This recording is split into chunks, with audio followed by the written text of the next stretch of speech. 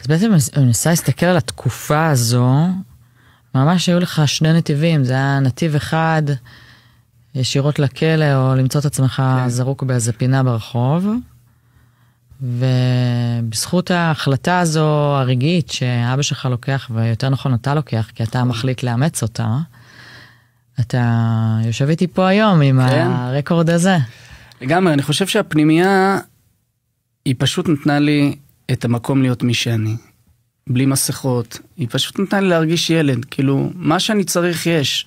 אתה צריך אוזן קשבת יש. אתה צריך חוגים אחרי צהריים יש. אתה צריך מרכז למידה יש. אתה צריך מישהו שיעזור לך שנייה להדביק איזשהו פער לימודי. יש. פשוט יש הכל. רק תיקח, רק תבחר לקחת. זה משהו מאוד חשוב. יכלתי להגיע לשם ולהגיד, טוב, אני לא בוחר לעשות שום דבר ורק להעביר את השנתיים האלה, ובסדר. אבל הם מאוד דוחפים אותך לבחור, לקחת את הדברים, מאוד דוחפים אותך להתנדב, כי ויצו בסוף זה ארגון שהוא על ערך ההתנדבות.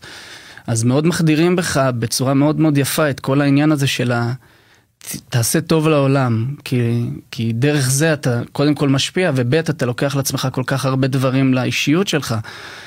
אז אני חושב שמשהו שם בין השילוב של לקלף את המסכות שהגעתי איתם לבין המקום הזה של לתת לעולם, גרם לי אחר כך גם ללכת למסגרת של קדם צבאית וללכת לקצונה, כדי לתת טוב, לעשות את מה שאני יכול לעשות ולתת.